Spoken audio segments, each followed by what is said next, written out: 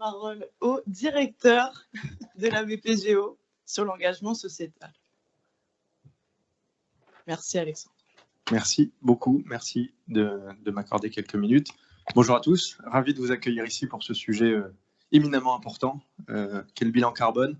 Je vais rapidement présenter ce que fait BPGO et puis dire un petit mot sur le bilan carbone. Alors BPGO, alors moi je suis le directeur RSE, j'aime bien dire que RSE c'est redonnons du sens ensemble. Je pense que c'est assez parlant. Donc nous on est labellisé Lucie depuis 10 ans, quasiment au lancement de l'entreprise Lucie. On est certifié ISO 26000 et on s'engage assez fortement sur ces sujets-là. L'intérêt d'un label, c'est pas le sujet aujourd'hui, mais ça permet de structurer une démarche et de valoriser auprès des collaborateurs et des clients, même si c'est un sujet qui n'est pas forcément très connu. On dit qu'on est labellisé Lucie, si on est en dehors du cercle des experts, ça ne parle pas beaucoup. Pour autant, derrière, il y a une structure, il y a une structuration, et ça, c'est intéressant pour nous de porter des projets au-dessus de ça. On est membre des DRO, donc les dirigeants responsables de l'Ouest. Il y a Harmonie Mutuelle qui est ici. Il y a peut-être Lionel qui devait venir, le président de l'association. C'est une association qui a été lancée en 2011 et qui fédère des entreprises autour de la RSE, qui considèrent la RSE comme un vecteur de performance globale. Et donc, c'est un sujet avec lequel on travaille beaucoup sur plein de sujets pour réduire notamment nos gaz à effet de serre, parce que DRO s'est engagé à réduire les gaz à effet de serre de 50% en 2030. Et donc, on s'est engagé dans cette démarche déjà depuis plusieurs années. Bon, c'est un challenge, hein, vous allez parler bilan carbone. Il va falloir quand même faire beaucoup d'efforts pour arriver à moins 50% en 2030. On a déjà lancé, on pourra, si vous voulez, après discuter un petit peu de ce qu'on a commencé à faire. On a fait moins 18% là, cette année par rapport à 2019, qui est notre année référence. Et donc, il y a encore beaucoup de choses à faire. Et on pense qu'on y arrivera que si les dirigeants sont impliqués, si les salariés sont impliqués. Je vous dirai un mot juste après. Et puis après, ça, c'est plutôt sur la cartographie de BPGO. On a une politique mécénat importante. Et puis derrière, on a des produits... c'est le passage d'après, des choses où on essaie de faire au maximum pour développer notre offre verte et responsable, mais ce n'est pas le sujet aujourd'hui. Je voulais passer au slide suivant. En fait, pour réduire notre bilan carbone, on s'est dit qu'on y arriverait seulement avec nos collaborateurs et évidemment avec les dirigeants donc, qui portent la démarche stratégique. On s'est dit que si on voulait trouver des idées pour atteindre les moins 50%, c'était bien de tous réfléchir et de tout structurer la démarche. Et donc, on a lancé une communauté qui s'appelle Respire. Elle s'appelle Respire parce que les 150 collaborateurs qui se sont impliqués ont décidé de l'appeler Respire. En fait, on a fait un appel à candidature. On est 3000 BPGO sur le Pays de Loire, Bretagne et Normandie. Et on a fait un appel à candidature. On a dit quels sont les volontaires qui veulent venir travailler sur le sujet de la réduction des gaz à effet de serre. Et on leur accorde à ces personnes 2 jours par mois pour travailler sur le sujet en dehors de leur fiche de poste. Et donc 150 collaborateurs ont levé la main en disant moi ça m'intéresse, pas parce que je suis expert ou parce que c'est mon job du quotidien, mais parce que j'ai des convictions personnelles et que ce sont des sujets sur lesquels je veux travailler. Donc 150 personnes, c'est 5% des collaborateurs, hein, donc c'est quand même une belle force de frappe, parce que derrière ça permet de faire beaucoup de choses. Et je vous ai mis quelques exemples de ce qu'on a fait. Hein. On a planté une mini-forêt à Rennes, on a sensibilisé aussi les collaborateurs à une plénière sur le sujet. On a fait, voilà, enfin là, j'ai pas tout mis, mais on a fait plein de choses et on continue à en faire et c'est important. Et c'est une manière pour nous, une manière de transformer un petit peu l'organisation et c'est aussi une transition managériale d'accorder ce temps aux collaborateurs. Il n'y a pas de hiérarchie, il n'y a pas de... on peut prendre les sujets qu'on a envie, on peut émettre les idées qu'on a envie et derrière, l'objectif, c'est moins 50% des gaz à effet de serre.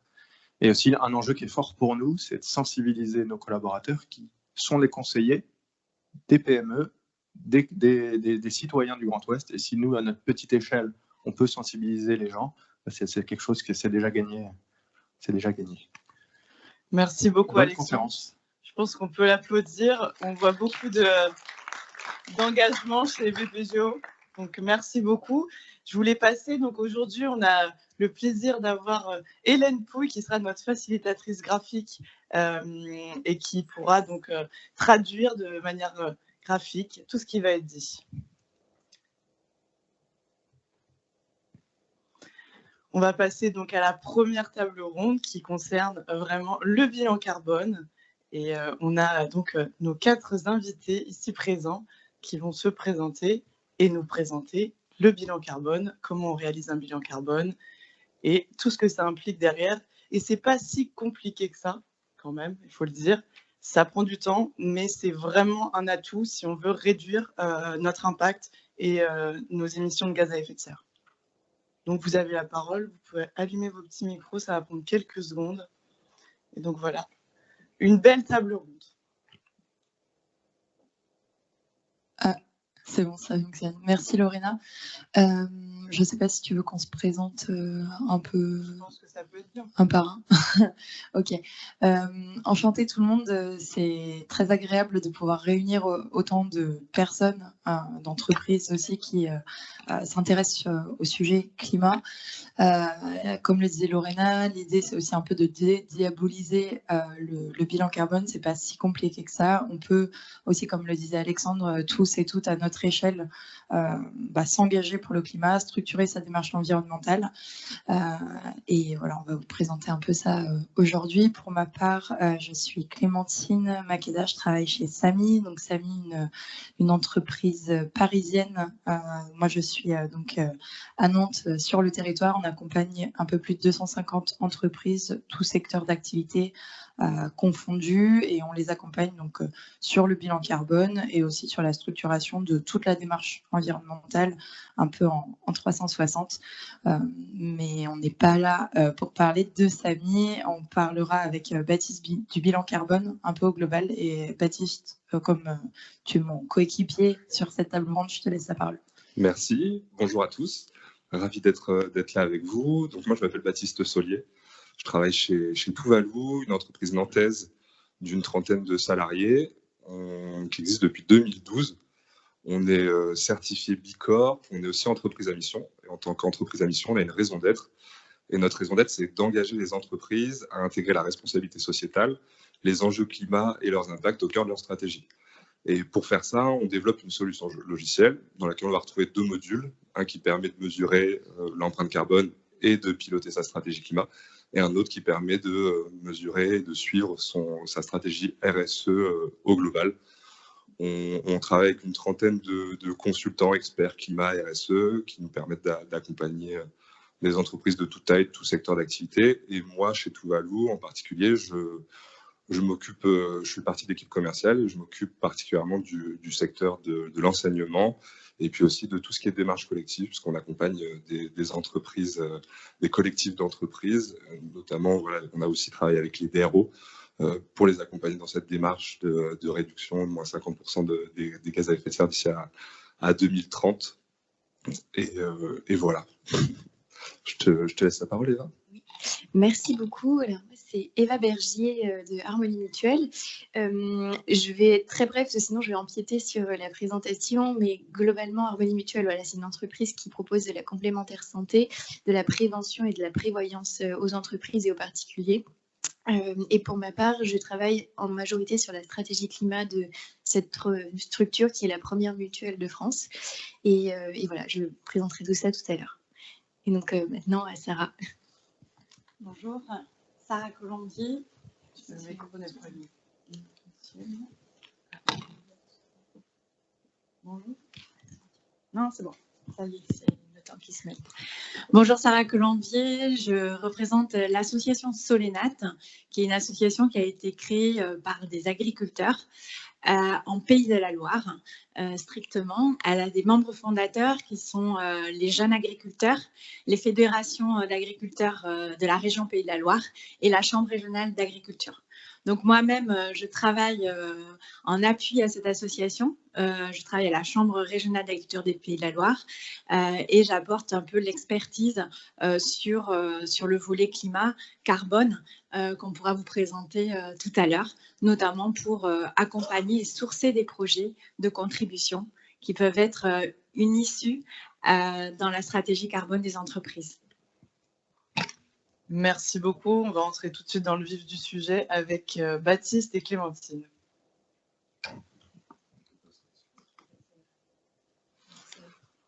Alors, on va vous parler de bilan carbone, mais le bilan carbone, c'est un ingrédient qui fait partie d'une stratégie globale quand on veut mettre en place une stratégie bas carbone dans laquelle on va retrouver plusieurs étapes. La première, c'est l'engagement. Donc, déjà, vous êtes là et vous m'écoutez, donc j'imagine qu'il y a déjà une bonne partie d'engagement chez vous. Ensuite, on va arriver à la fameuse mesure avec le bilan carbone, qui est la méthodologie française pour mesurer l'empreinte carbone d'une entreprise, d'une organisation. À l'international, on va retrouver le GHG protocole. Et ensuite, on va avoir différentes étapes pour la mise en place de sa stratégie, en projetant et en mettant en place une vision à long terme, en mettant en œuvre un plan d'action, en influençant ses parties prenantes externes pour aussi avoir un impact sur toute sa chaîne de valeur. Et ensuite évaluer. Et pour ça, on a différentes méthodologies. On a la méthodologie Science-Based Target, qui est donc basée sur la science, comme son nom l'indique, qui permet de définir des objectifs et de les déclarer. Et ensuite, on va avoir la méthodologie ACT, qui se décompose en 2 modules.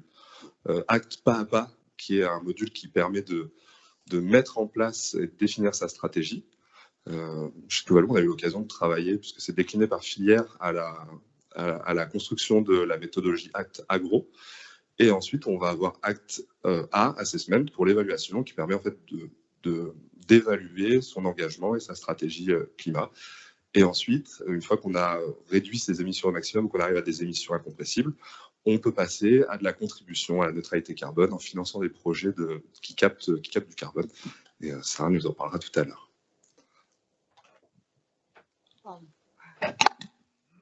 Et je laisse la parole à Clémentine.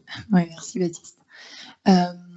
Le bilan carbone, comme l'a dit Baptiste, ça commence par l'engagement, avoir une certaine sensibilité, être un petit peu éduqué au sujet.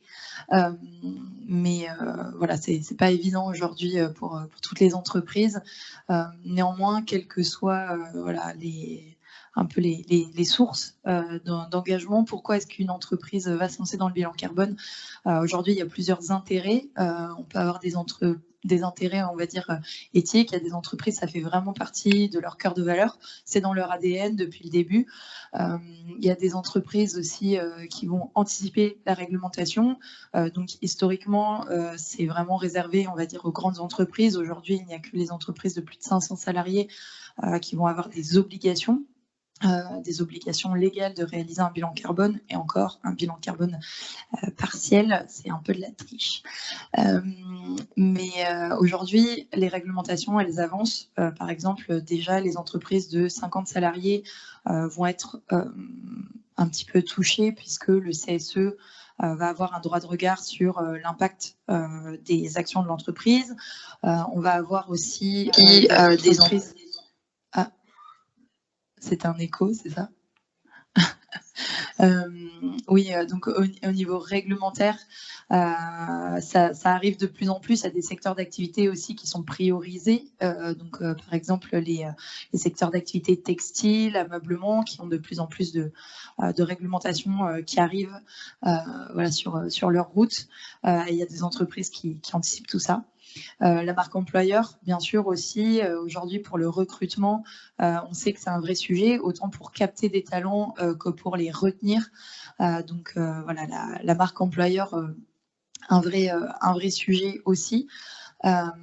Et Lorena, je vois plus l'écran. Si tu veux bien remettre. C'est là. En fait, ouais. Oui, la compétitivité aussi, puisque les entreprises aujourd'hui, c'est soit un peu par effet boule de neige, il y a des concurrents qui réalisent leur bilan carbone, qui communiquent dessus, donc on a envie de faire la même chose aussi, parce que sur le marché, on l'a dit, enfin Alexandre l'a dit tout à l'heure aussi, les clients, ça intéresse vos clients, donc voilà, il y a un vrai sujet de compétitivité sur le marché. Pour trouver sa place, pour prendre sa place, pour conserver ou gagner des parts de marché. Donc voilà, les intérêts peuvent être un peu multiples. Et le bilan carbone, qu'est-ce que c'est? Donc Baptiste l'a évoqué un petit peu rapidement, mais le bilan carbone, donc c'est une méthodologie qui a été développée par l'ADEME, donc il y a un peu plus de 20 ans. Donc c'est quand même une méthodologie qui est aujourd'hui assez rodée et qui permet de calculer, de mesurer son impact global sur l'environnement, donc toute la chaîne de valeur de l'entreprise en fait. Et donc, voilà, il y a un petit peu les 3 scopes avec les petites images un peu pour comprendre entre les émissions plutôt directes, plutôt indirectes, de pouvoir calculer l'impact vraiment de toute la chaîne de valeur. Ouais, sur le bilan carbone, Baptiste, je peux laisser un peu la main sur la partie un peu cadrage, données, comment est-ce qu'on calcule un bilan carbone? Bon voilà, maintenant vous savez ce qu'est un bilan carbone et maintenant comment on le fait. Donc ce bilan carbone, pour que la démarche elle soit efficace, il faut bien le cadrer. Et le premier cadrage, c'est le cadrage opérationnel. Donc quel périmètre on va prendre en compte. Vous avez vu les 3 scopes et le scope 3 en moyenne représente 80% des émissions. Donc nous, on vous pousse à faire un bilan carbone scope 3 significatif. S'arrêter au scope 2 n'est pas assez efficace pour pouvoir mettre en place un plan d'action derrière. Ensuite, il y a un cadrage temporel sur quelle période on va calculer les émissions de son bilan carbone. Donc c'est sur 1 an et pour simplifier la démarche, vu qu'il va y avoir beaucoup de liens entre bilan comptable et bilan carbone, on va se caler sur l'exercice fiscal. Ensuite, le cadrage organisationnel. Donc quel périmètre on veut prendre en compte et quelle granularité. L'idée, c'est que vous allez donc mesurer votre bilan carbone et comment est-ce que vous allez le découper pour pouvoir l'analyser assez finement pour pouvoir ensuite mettre en place des actions. Donc, on peut le découper par site, agence, bureau, région, pays, continent, si on veut. Pour des écoles, ça peut être aussi par campus. Et c'est pas figé, c'est-à-dire qu'on peut très bien commencer par un site pilote et puis déployer ensuite la méthode à ces différents sites. Et enfin, les parties prenantes, alors qui participe à ce bilan carbone et qui va collecter les données. C'est important d'avoir une équipe qui soit organisée, qui soit structurée autour de ça, avec quelqu'un qui pilote. Et les personnes qui vont être le plus sollicitées, c'est quand même les personnes qui sont en charge de la comptabilité et des ressources humaines, puisque c'est eux qui ont quand même accès à beaucoup des données dont on va avoir besoin dans le bilan carbone. Voilà, maintenant qu'on a le cadrage, qu'on sait comment faire, parlons un peu d'incertitude du bilan carbone. Il faut avoir en tête qu'un bilan carbone, c'est globalement juste, mais c'est précisément faux. Il y a une incertitude globale dans un bilan carbone qui va être liée à 2 facteurs essentiellement. Le premier, ça va être l'origine de la donnée, et le deuxième, ça va être le type de facteur d'émission. Donc, dans l'origine de la donnée, on va aller du moins sûr au plus sûr en prenant des valeurs extrapolées ou des moyennes. Les valeurs extrapolées, ça peut être sur mon site, j'ai pas de données, je vais récupérer et faire une moyenne des valeurs de mes différents sites, ou des moyennes régionales, si j'ai pas de données sur les déplacements domicile-travail, par exemple, on peut récupérer de l'info auprès du département qui a des moyennes de déplacement en véhicule automobile. Ensuite, on va avoir les données issues du compte de charge, donc des données financières. On a la possibilité de transformer des K-euros en tonnes de CO2 équivalent. Et les données les plus précises sont les données physiques, donc le nombre de kilomètres parcourus, les kilowattheures consommés, des litres, des tonnes, etc. Et sur la partie facteur d'émission, encore du plus incertain au moins incertain, on va avoir les ratios monétaires, donc la même chose, qui permet de multiplier des K-euros pour avoir des tonnes de CO2 équivalent. On va avoir des facteurs d'émission génériques. La base principale qu'on utilise en France, c'est la base carbone de l'ADEME, mais on peut aussi utiliser des bases sectorielles, l'INIES par exemple pour le bâtiment, ou Agribalis pour tout ce qui va être agroalimentaire. Et enfin, on va avoir des facteurs d'émission issus d'une analyse de cycle de vie. Donc là, ce sont des facteurs d'émission qui sont calculés, personnalisés pour un produit ou un service donné. Bon, je ne vous demande pas de retenir tout ça pour l'instant, mais l'idée, c'est vraiment de vous montrer que ce n'est pas grave d'avoir un taux d'incertitude important la première fois qu'on fait son bilan carbone. L'idée, c'est vraiment d'entamer la démarche, d'avoir son fameux T0 qui permet de savoir d'où on part et ensuite de pouvoir affiner au fil du temps pour arriver enfin à un taux d'incertitude qui paraisse convenable. Oui, merci Baptiste. J'espère que c'est plus clair du coup pour le bilan carbone. Qu'est-ce qui se passe une fois qu'on a réalisé son bilan carbone? Donc ça y est, on s'est pesé. Maintenant, on entame le régime. C'est un peu l'image bête, mais je pense que ça parlera à tout le monde. Donc ça y est, on comprend un petit peu ces différents pôles d'émission, comment est-ce qu'on pollue, quel est notre impact sur l'environnement. Derrière, l'idée, ça va être bien sûr d'agir sur sa chaîne de valeur. pouvoir réduire ses émissions. Donc, on va mettre en place un plan d'action. On l'a un petit peu évoqué tout à l'heure aussi avec les méthodologies type SBT protocole ou NZI, c'est de se dire, voilà, on a envie de diminuer nos émissions de 50% d'ici 2030. Quelles sont les actions concrètes, quels sont les leviers d'action qui vont nous permettre d'y arriver. Donc, on va pouvoir déjà agir sur sa chaîne de valeur. Ce qui fait partie du plan d'action aussi, c'est de pouvoir engager ses parties prenantes.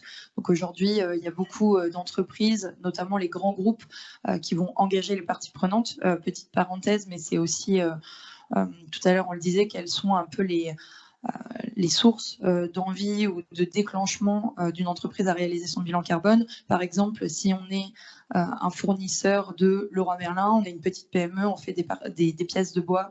Notre client principal, c'est Leroy Merlin. Leroy Merlin va engager ses fournisseurs à réaliser un bilan carbone pour lui-même affiner son bilan carbone.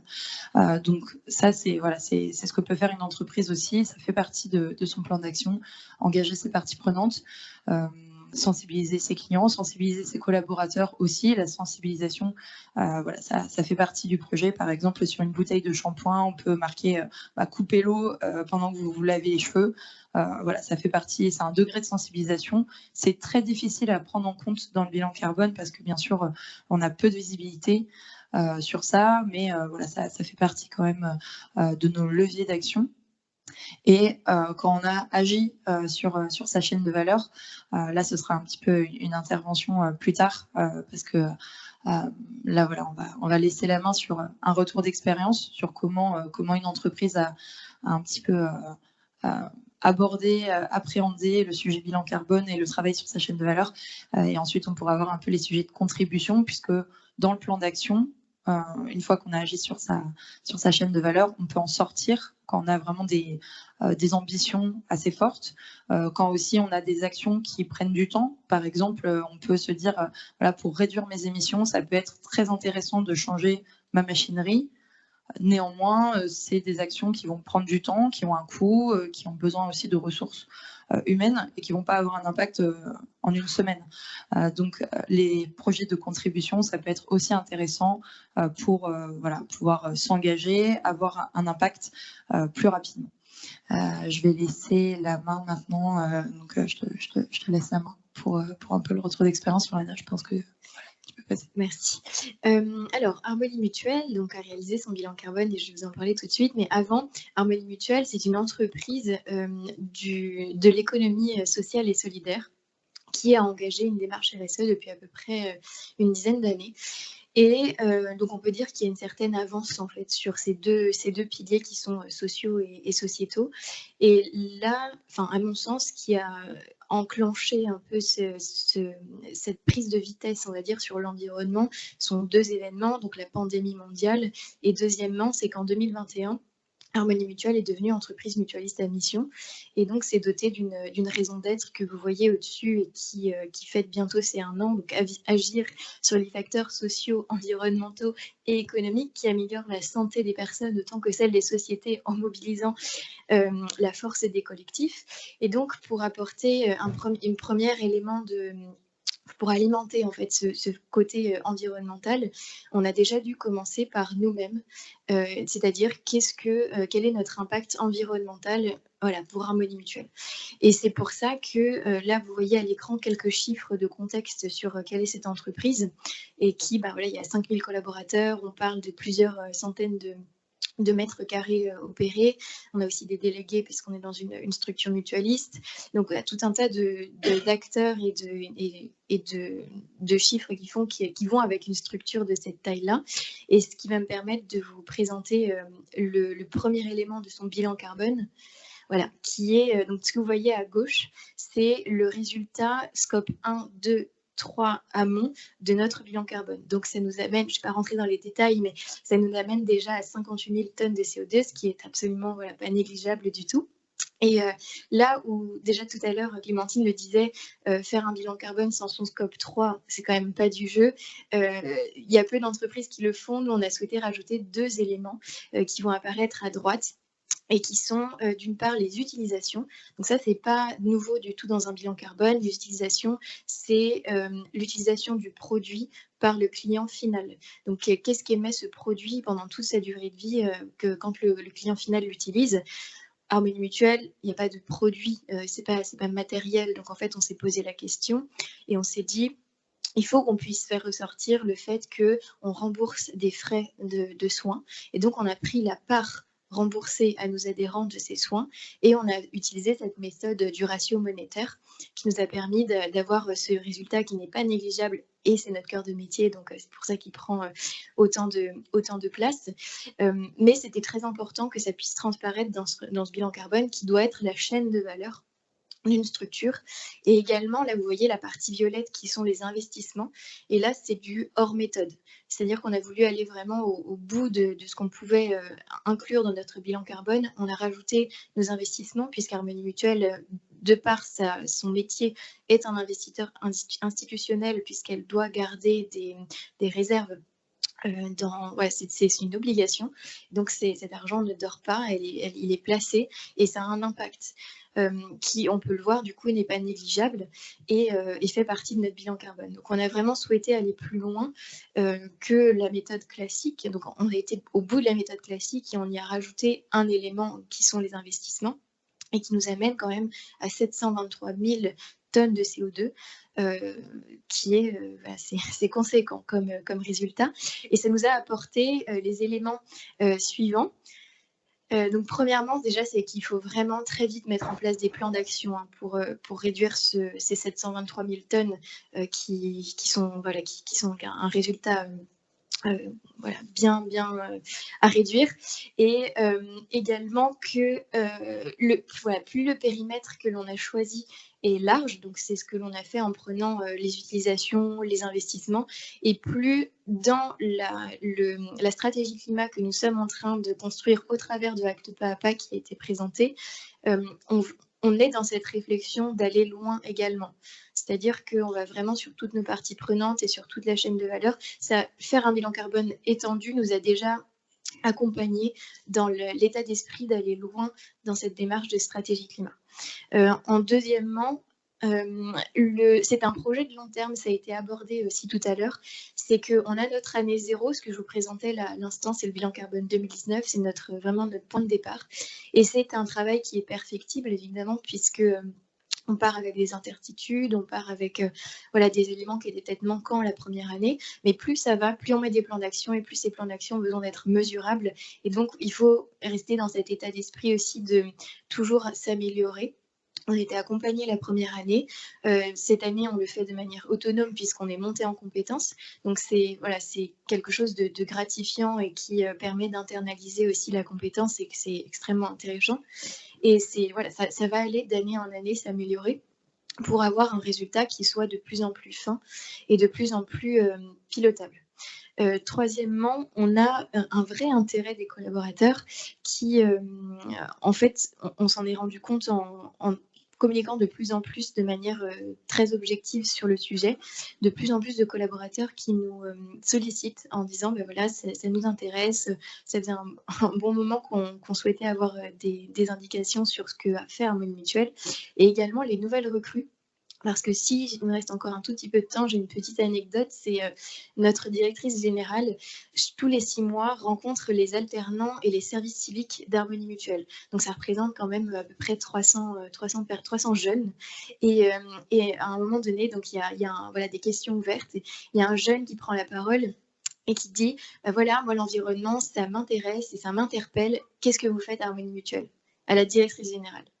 Donc c'était vraiment, il y a eu pour moi, c'était déjà latent, et c'est vraiment un élément déclencheur pour nous montrer que c'est vraiment, demain, c'est une obligation de pouvoir d'agir et de montrer comment on agit pour créer ce sentiment d'appartenance et de mobilisation qui est le sens dont on a tous besoin aussi dans notre quotidien professionnel. Et enfin, c'est les bénéfices de l'anticipation de la réglementation. Parce qu'en fait, donc là, le fait de faire un bilan carbone, ce n'est pas encore obligatoire. Nous, on était juste sous l'obligation du BEGES, donc bilan des émissions de gaz à effet de serre, qui n'est que scope 1 et 2. Or, ce que je vous disais, que c'est un exercice qui demande du temps, qui demande de monter en compétences, eh bien, on est prêt pour la nouvelle réglementation qui arrive d'ici 1 an et demi, et qui va demander aux structures de type d'Harmonie Mutuelle de faire son bilan carbone, de pouvoir le justifier. Donc voilà, on va rentrer dans on va se faire auditer en fait sur la source des données. Donc en fait, on a pris un pas d'avance. Et la deuxième chose, c'est sur la taxonomie verte. Et ça rejoint ce que je disais tout à l'heure sur le fait que voilà, il y a de plus en plus de réglementations, c'est que les assureurs, et notamment dans la santé, sont déterminés comme activité habilitante. Et une activité habilitante, ça veut dire qu'elle doit accompagner et inciter ses parties prenantes à agir et à passer donc à la transition écologique. Et c'est dans ce cadre-là qu'on a aussi pu prendre de l'avance grâce au partenariat avec l'ADEME, qui notamment nous permet de proposer aux entreprises clientes ou futures clientes un avantage à venir prendre sa complémentaire santé chez Harmonie Mutuelle et tous ces produits de prévoyance et de prévention, voilà, contre leur engagement pour la transition écologique. Donc ça, c'est un nouveau partenariat qui fait qu'on veut encourager les structures, donc là les entreprises, à s'engager dans la transition. Et en échange, il y a un coup de pouce de la part d'Harmonie Mutuelle. Voilà. Et donc, je passe la parole maintenant à Sarah. On revient un petit peu sur la slide précédente pour vraiment se focaliser donc sur la contribution à la neutralité carbone. Et là, c'est le projet Solenat. Oui, donc comme je vous l'ai indiqué, Solenat, c'est une association. Donc, c'est une association reconnue d'intérêt général. Qui va proposer des projets sur le terrain, ancrés dans le territoire. Alors, il y a des projets sur la biodiversité qui sont dans le cadre de mécénat. Et là, je vais me concentrer sur les projets qui sont liés au carbone et effectivement qui arrivent à l'issue de la stratégie bas carbone de l'entreprise qui va permettre de contribuer les projets sur le terrain. Et nous, notre rôle, ça va être de sourcer les projets, ça va être de proposer des projets aux entreprises qui vont être ancrés dans la région, qui vont répondre à de multiples enjeux, donc les enjeux carbone, comme je vous le disais, mais on va proposer des projets qui ont beaucoup de co-bénéfices qui vont aussi être intéressants pour la biodiversité ou pour l'eau, des projets qui sont durables et qui sont suivis. Ça va être des contrats sur 5 ans avec les agriculteurs, des projets qui impliquent évidemment directement les agriculteurs en diminuant les intermédiaires entre les entreprises et les agriculteurs, et des projets aussi qui améliorent le climat, mais aussi les paysages et la résilience du territoire. Vous allez voir, je vais faire un zoom sur le bocage, qui a un rôle majeur sur le microclimat et sur l'adaptation aussi au changement climatique. Donc, ce n'est pas des projets qui se contentent d'avoir une valeur carbone. Ce sont des projets qui sont beaucoup plus globaux et surtout ancrés dans le territoire. Donc, Solenat, dans le schéma, va être un intermédiaire qui va faciliter le lien entre les entreprises et les agriculteurs et va permettre de sourcer des projets qui ont du sens. Donc, sur quoi on s'appuie pour ces projets? C'est des projets qui sont certifiés, avec le label bas carbone. Je vais vérifier ce que le label bas carbone, c'est un label qui a été créé en 2019 et qui voit gentiment le jour, qui a été créé par le ministère de l'écologie et qui va permettre, à partir d'un cadre de référence qui ressemble beaucoup aux cadres de référence internationaux comme le Gold Standard, le Verra Standard que vous devez connaître, mais c'est un cadre français pour le coup, qui va permettre de vérifier l'additionnalité des projets, leur durabilité, leur permanence, vérifier le double compte effectivement entre les projets. Donc ce cadre-là va permettre aux acteurs sectoriels, par exemple en élevage ou en grande culture ou sur le bocage, de déposer des méthodes spécifiques pour pouvoir comptabiliser les efforts ou la séquestration du carbone. Donc là, je vais faire un zoom sur l'enjeu du bocage, puisque quand je vous l'ai expliqué, la Chambre d'agriculture est membre fondateur de Solénat et la Chambre Pays de la Loire a été à l'origine de l'écriture d'une des méthodes qui est la méthode E du label bas carbone et qui permet de soutenir des projets sur le bocage. Pourquoi on a fait ça? C'est pas seulement pour stocker du carbone, c'est qu'en fait, on a un vrai enjeu. C'est qu'on a une réduction du maillage bocager à l'échelle de nos territoires. C'est une perte en carbone, mais c'est aussi une perte en biodiversité, c'est une perte sur nos paysages, c'est une perte de notre identité régionale. Donc pour nous, c'était majeur de donner une valeur à ce bocage-là. Et cette valeur, on peut la donner avec la vente de bois, mais vous savez qu'aller chercher du bois éparpillé comme ça dans le territoire, parfois inaccessible, c'est compliqué. Donc c'est très difficile de valoriser le bois des haies, mais aussi donner une valeur par rapport à leur valeur environnementale. Et donc, d'où l'idée de déposer une méthode qui, par ailleurs, répond à un second enjeu, comme je vous le disais, avec de nombreux co-bénéfices sur la biodiversité et le paysage. À partir de là, on peut proposer des projets du coup, qui sont labellisés par le ministère de l'écologie dans le cadre du label bas carbone. Donc, nos projets, le profil type, ça va être un groupe d'agriculteurs sur un territoire donné qu'on va accompagner. On va arpenter l'ensemble du linéaire de haies, faire un diagnostic initial et construire avec eux des itinéraires techniques pour améliorer la séquestration du carbone. Là, on est sur du carbone additionnel.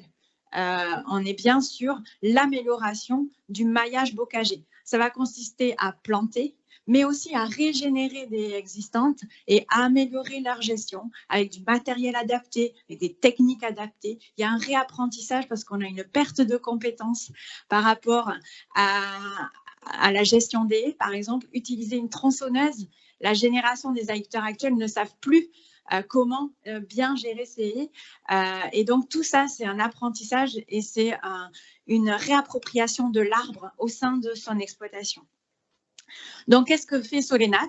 Elle va recruter les agriculteurs, elle va évaluer le potentiel de séquestration carbone additionnel en fonction des itinéraires techniques qui vont être faits. On va notifier au ministère, on va suivre sur 5 ans les agriculteurs dans leur projet. Et puis, évidemment, il va y avoir une certification par un organisme tiers indépendant qui permet d'avoir la certification. Donc, ça garantit tout ça, la qualité environnementale des projets ancrés dans le territoire, des projets qui sont inscrits dans la durée. Et enfin, comment ça se passe concrètement pour l'entreprise en tant que telle? On va avoir d'un côté les agriculteurs, admettons un groupe d'une dizaine d'agriculteurs. C'est quand même une dizaine d'agriculteurs, pour vos ordres de grandeur, c'est 100 km de haies environ, ça dépend les zones. Il y a des zones beaucoup plus denses en haies, mais on va dire une centaine de kilomètres de haies. Tout à l'heure, on parlait de la plantation d'une micro-parcelle d'arbres. Mais vous voyez, dans une entreprise, quand elle va contribuer sur un groupe d'agriculteurs sur ce type de projet, c'est des dizaines et des centaines de kilomètres de haies et d'arbres qui vont pouvoir améliorer et soutenir. Donc, en fait, le fait que l'entreprise contribue, ça va démultiplier l'action des projets par la collaboration entre les entreprises et le monde rural. Et ça peut être quelque chose de très intéressant qui donne vraiment du sens au projet de contribution. Donc, d'un côté, les agriculteurs, on va avoir des contrats avec les agriculteurs qui s'engagent à mettre en œuvre les plans d'action. Et d'un autre côté, un contrat avec les entreprises pour lequel on va s'engager à générer une quantité de carbone. Donc, ça peut être un gros projet d'une grosse entreprise, alors quand on a des milliers de tonnes.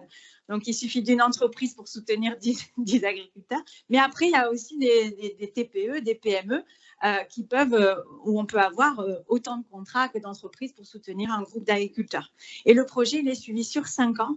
Et tout au long des 5 ans, on peut communiquer, on peut amener des agriculteurs des salariés sur une exploitation pour aider à planter lorsqu'il y a de la plantation.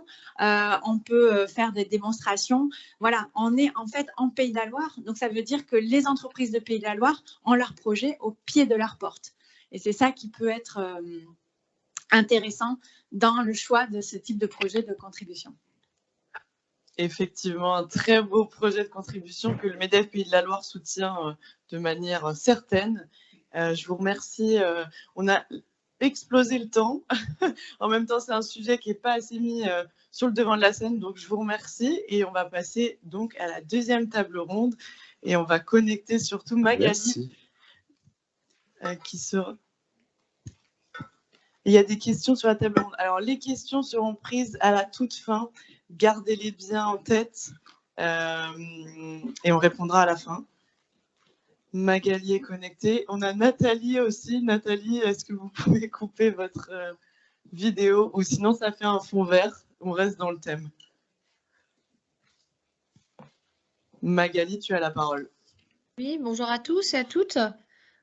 J'ai voulu aussi économiser mon bilan, en termes de bilan carbone, être plus sobre que faire l'aller-retour à Nantes aujourd'hui, habitant en Sarthe. Donc, je suis Magali Serron, je suis directrice territoriale de GRDF. Donc, GRDF, en quelques mots, c'est le gestionnaire des réseaux de gaz qui a une mission de service public, sachant que les réseaux de distribution de gaz sont détenus par les collectivités locales. On a donc le réseau de gaz le plus long du monde. Et notre mission, c'est d'acheminer le gaz, évidemment, de l'exploiter, mais aussi, c'est la raison pour laquelle je suis là aujourd'hui, de faire la promotion des usages les plus performants du gaz et d'accompagner le développement du gaz vert, du biométhane, qui, on le voit dans l'actualité, est une réponse pragmatique à la décarbonation. On a déjà plus de 365 unités de méthanisation, donc de gaz renouvelable, qui représentent la consommation de plus d'1 million de foyers. Et on a plusieurs centaines de projets en développement et on est très présent, beaucoup de projets dans les pays de la Loire. Si je poursuis, il faut savoir que la politique RSE est complètement intégrée au projet d'entreprise. On a trouvé que c'était quelque chose d'important pour qu'il ne soit pas lettre morte. Et donc, pour cela, on a clairement identifié, outre le fait de développer le biométhane, de aussi avoir un impact en tant que distributeur, en tant qu'acteur économique. Et donc, le bilan carbone, comme ça a été dit, c'est un peu la base, c'est la pesée avant le régime. Et on a fait ce bilan carbone. Alors, c'est un bilan carbone scope 3 ajusté, dans le sens où on n'a pas pris en compte la combustion de gaz naturel en premier lieu. Ça a fait l'objet de pas mal de débats au niveau de notre comité exécutif. Et finalement, il a été décidé de le sortir parce que sinon, ça aurait complètement écrasé le reste. Et tout en ayant bien en tête que pour diminuer l'empreinte carbone de la combustion de gaz fossile, on a 2 leviers importants, l'efficacité énergétique et l'augmentation de gaz renouvelables. Le bilan carbone, c'est ouvrir les yeux sur quelque chose qu'on ne voulait pas voir. Et vous allez voir à la diapositive suivante comment je peux l'illustrer. Donc, on représente 1% des gaz à effet de serre de la France. Et donc, notre objectif par rapport au chiffre 2009, c'est de diminuer de 30% notre empreinte carbone. Et alors, ce qui est assez intéressant, c'est que donc on a fait le bilan, vous le voyez à droite sur les principaux postes. Et donc, on se rend compte que plus de 70% de nos émissions, c'est lié aux fuites, aux incidents fuites de gaz.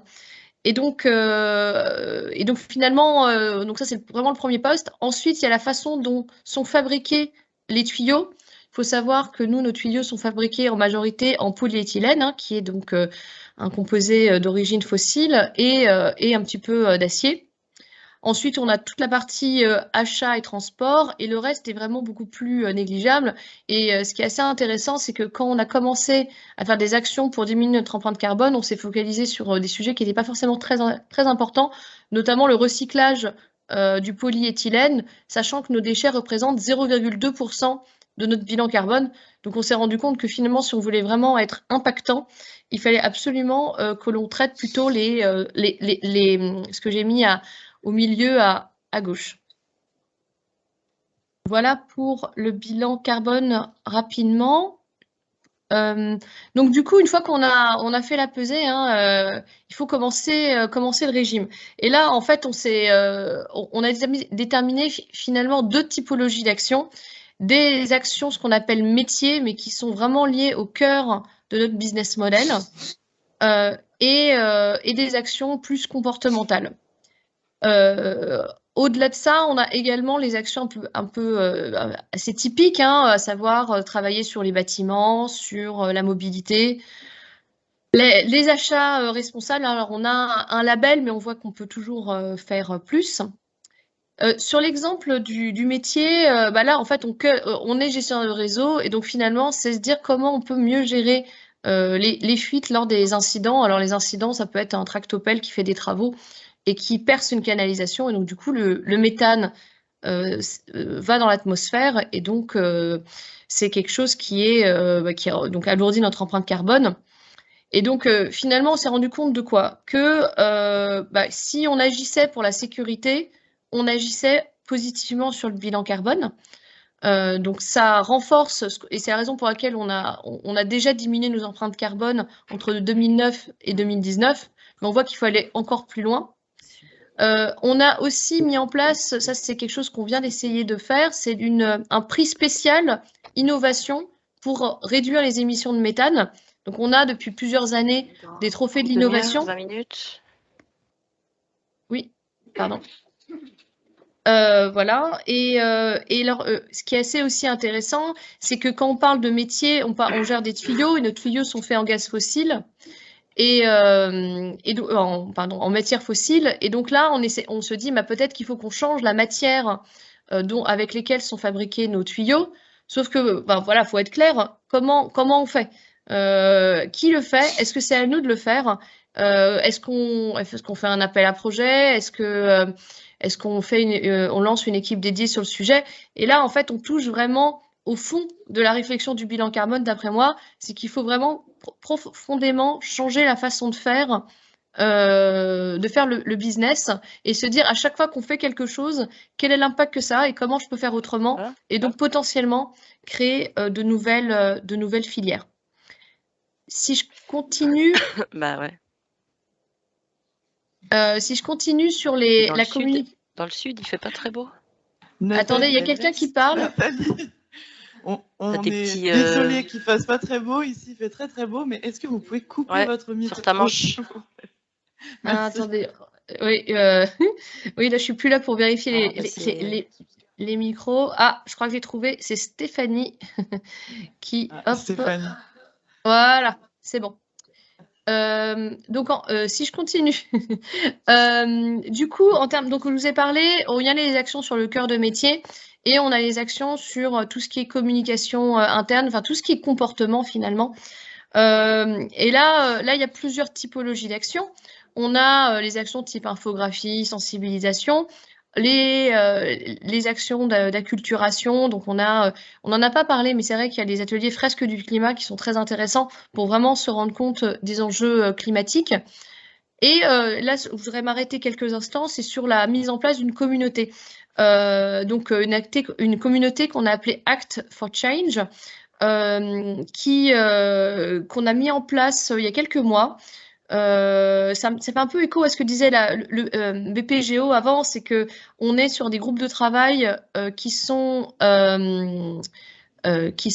hiérarchiques. Donc les gens remontent les questions, que ce soit des gens en alternance, des gens qui sont en CDD, des cadres supérieurs ou des techniciens.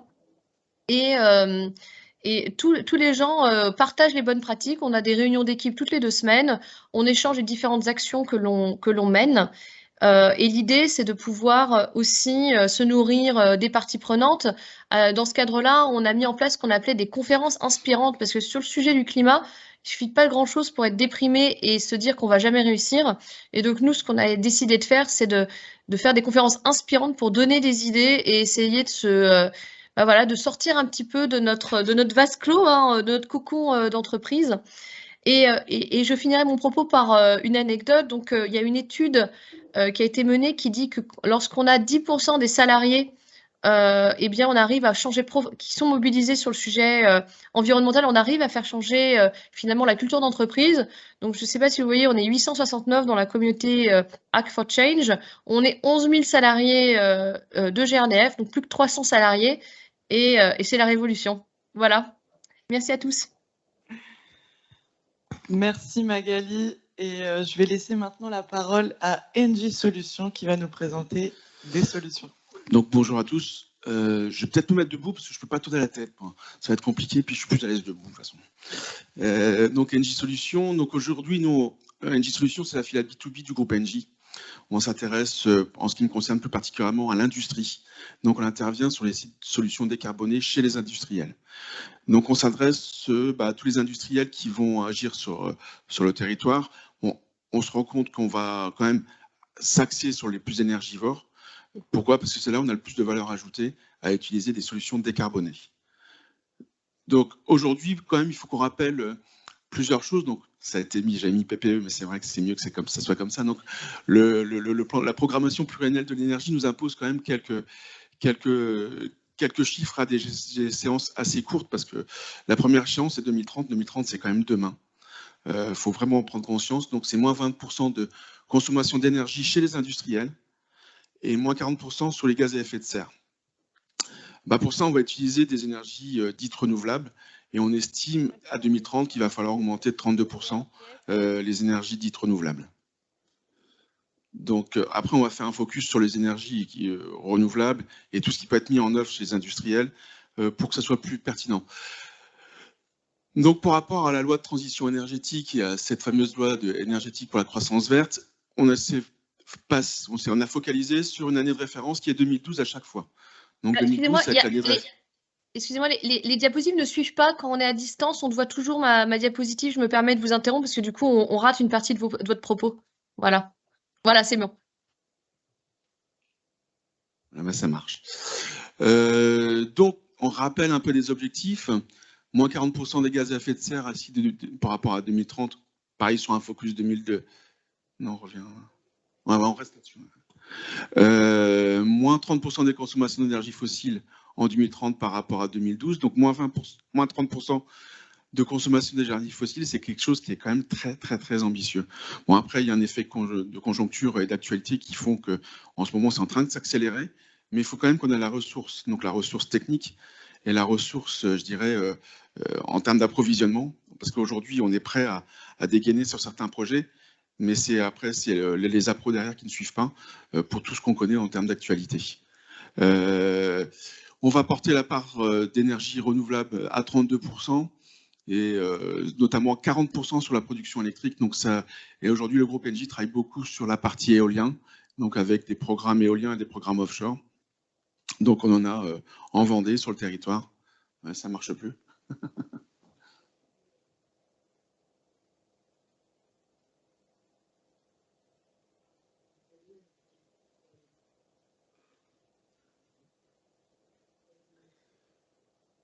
On voit bien le dos, c'est sympa.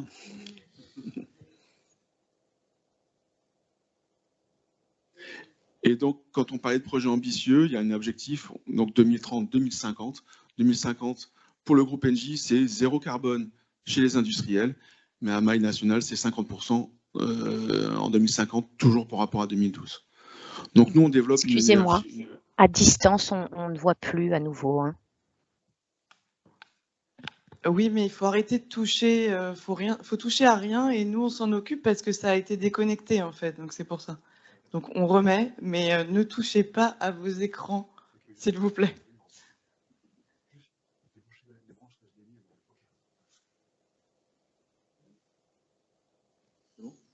Débrancher, rebrancher ton PC.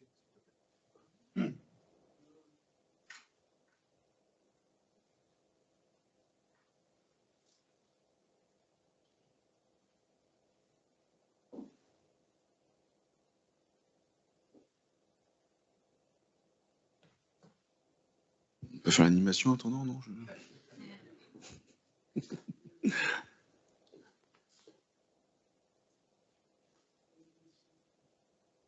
Relancer le support.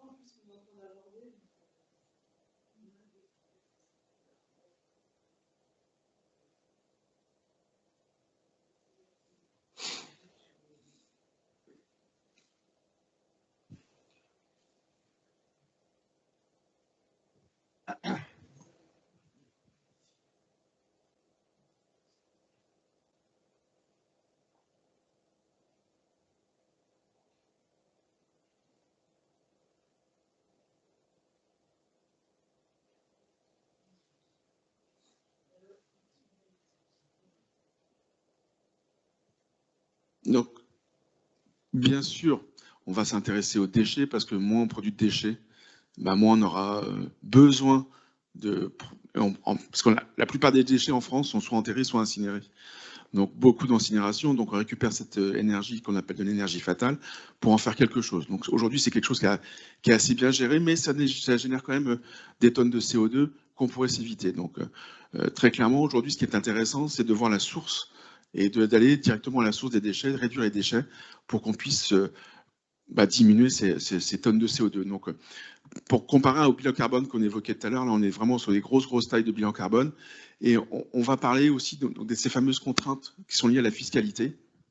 Aujourd'hui, les industriels sont classés en deux parties. Il y a les premières parties qui ne sont pas soumises au plan national d'affectation des quotas. Donc, c'est soumis à leur puissance souscrite, entre guillemets, quand on dit puissance souscrite.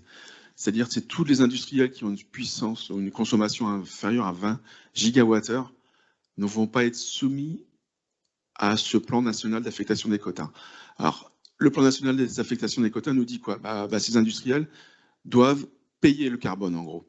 Aujourd'hui, la tonne de carbone, elle est autour des 80 €. Il y a quelques mois, il y a quelques semaines, mois, elle était à 25 €. On sait très bien, d'ici 5 ans, on risque d'arriver à 200 € la tonne de CO2.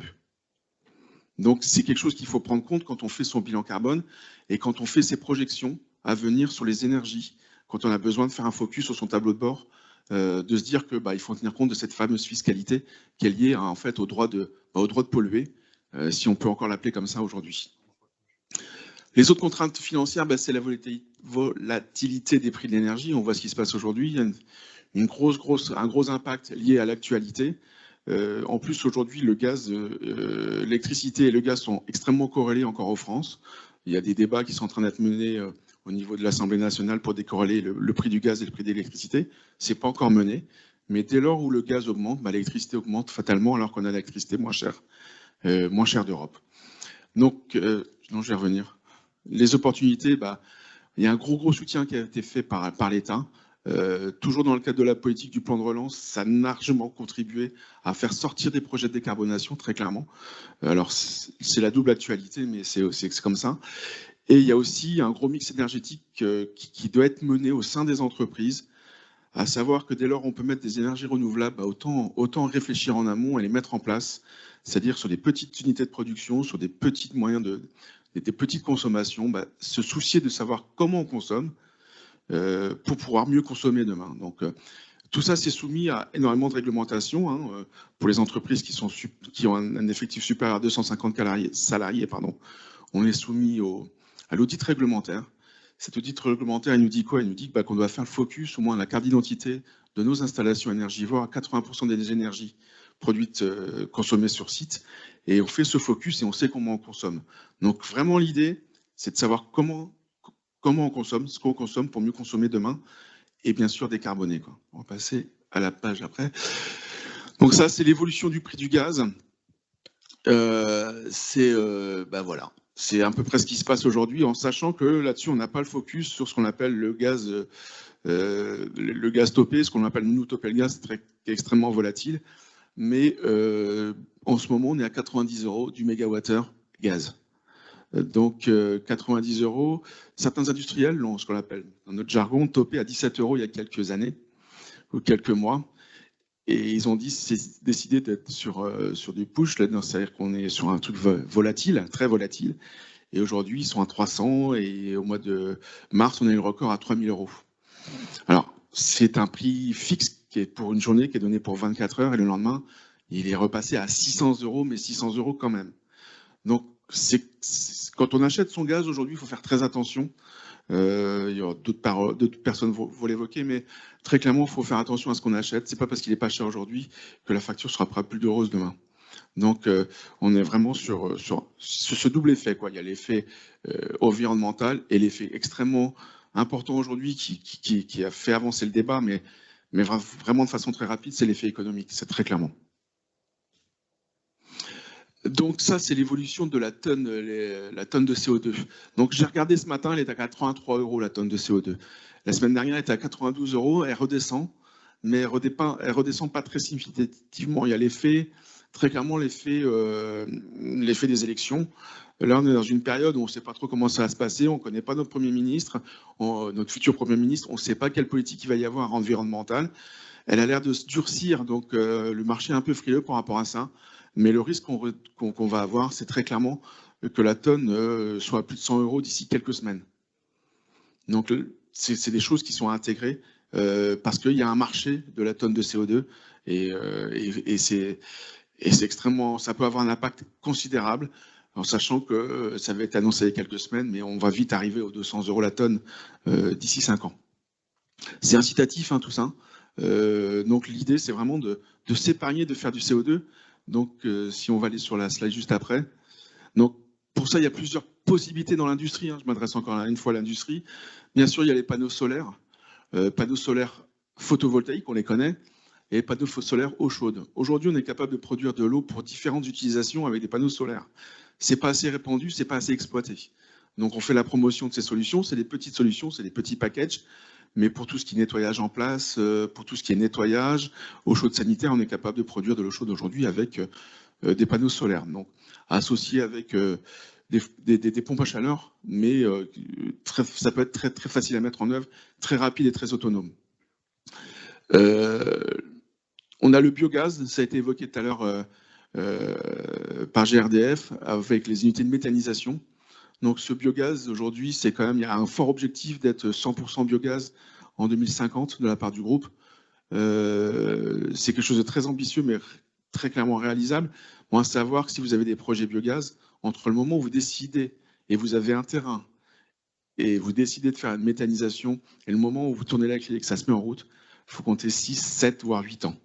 Donc aujourd'hui, les pouvoirs publics sont extrêmement frileux, donc les dossiers mettent beaucoup de temps pour que ça puisse aboutir, parce qu'on ne sait pas, c'est tellement contraint à l'environnement, avec les voisins qui ne sont pas d'accord, parce qu'on a des odeurs, soi-disant, parce qu'on peut avoir des odeurs, parce que c'est une poche de gaz qui est à côté de chez nous, on ne sait pas comment elle va évoluer. Donc il y a énormément de contraintes, mais très clairement, c'est une source d'avenir, quoi. L'électricité verte avec des certificats garantis d'origine, bah, c'est quoi? C'est-à-dire qu'on s'assure d'avoir une électricité dite verte, donc ça peut être l'éolien, le photovoltaïque, l'hydraulique, tout ça, ce sont considérés comme des énergies vertes. Je dis bien énergie verte, pas énergie décarbonée. Le nucléaire est une énergie décarbonée, mais pas une énergie verte. Donc, je tiens à préciser. Et après, nous, la promotion qu'on fait au sein des industriels qui ont beaucoup besoin de chaleur et de vapeur, ça va être tout ce qui est énergie issue du chaudière bois, donc ce qu'on appelle les énergies biomasse.